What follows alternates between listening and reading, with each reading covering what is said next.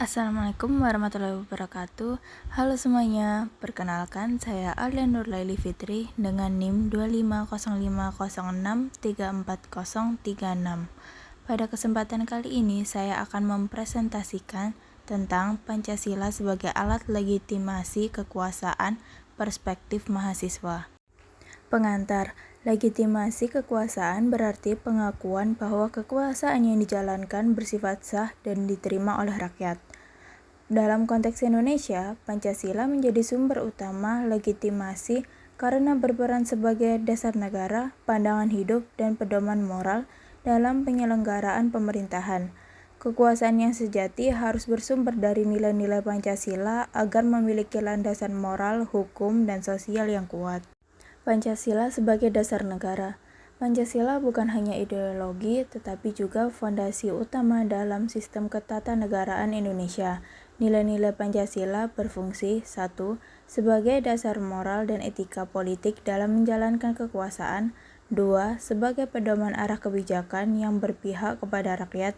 3. Sebagai tolak ukur legitimasi kekuasaan, karena setiap tindakan pemerintah harus sesuai dengan nilai-nilai Pancasila.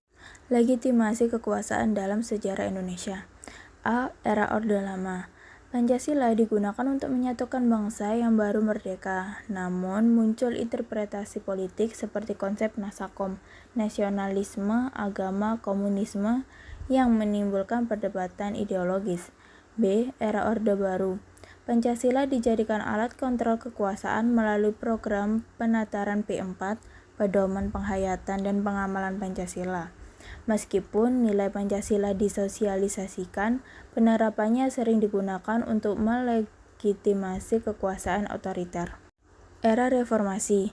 Pada masa reformasi, Pancasila diupayakan kembali sebagai nilai moral dan bukan alat politik. Mahasiswa dan masyarakat menuntut agar 1. Pemerintah menjalankan nilai Pancasila secara murni dan konsekuen. 2. Pancasila tidak lagi dijadikan pembenaran untuk kepentingan elit politik. 3.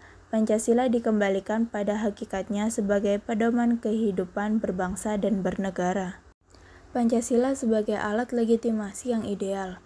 Kekuasaan baru bisa sah dan bermoral jika dijalankan sesuai nilai-nilai tiap sila. Sila ke-1, ketuhanan yang Maha Esa, contohnya pemimpin beriman, jujur, dan berintegritas. Sila kedua, kemanusiaan yang adil dan beradab, contoh menghormati martabat manusia dan hak asasi manusia. Sila ketiga, persatuan Indonesia, contoh mengutamakan kepentingan nasional di atas pribadi atau golongan. Sila keempat, kerakyatan yang dipimpin oleh hikmat kebijaksanaan dalam permusyawaratan perwakilan, contoh kekuasaan dijalankan secara demokratis, partisipatif, dan bijaksana.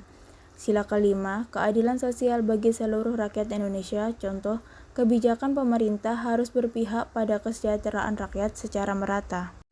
Perspektif mahasiswa. Mahasiswa memandang bahwa 1. Pancasila seharusnya menjadi alat pengendali moral, bukan alat pembenaran kekuasaan. 2. Kritik terhadap penyimpangan kekuasaan adalah bentuk pengamalan nilai-nilai Pancasila. Ketiga, mahasiswa berperan sebagai penjaga moral bangsa agar kekuasaan tidak melenceng dari nilai-nilai kemanusiaan dan keadilan. Mahasiswa juga menjadi garda depan dalam memperjuangkan agar Pancasila dijalankan secara nyata dalam kehidupan sosial, politik, dan ekonomi. Tantangan saat ini. 1.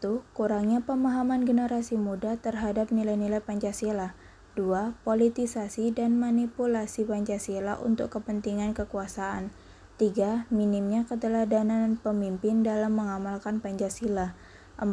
Pengaruh ideologi asing dan budaya global yang menggeser nilai nasional.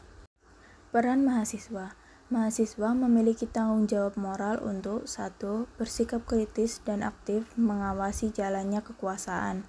2. Menjadi teladan penerapan nilai Pancasila dalam kehidupan kampus dan masyarakat. 3. Membangun kesadaran publik tentang pentingnya Pancasila dalam demokrasi. 4.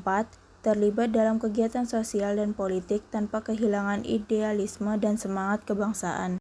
Terakhir, kesimpulan.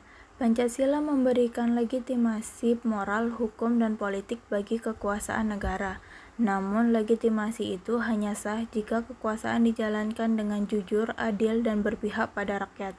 Mahasiswa sebagai agen perubahan harus menjaga agar Pancasila tidak disalahgunakan menjadi alat pembenaran kekuasaan yang menyimpang, tetapi tetap menjadi pedoman moral dan ideologis dalam kehidupan berbangsa. Sekian presentasi yang dapat saya sampaikan. Apabila ada salah kata, mohon dimaafkan dan semoga yang saya sampaikan dapat bermanfaat untuk kita semua. Wassalamualaikum warahmatullahi wabarakatuh.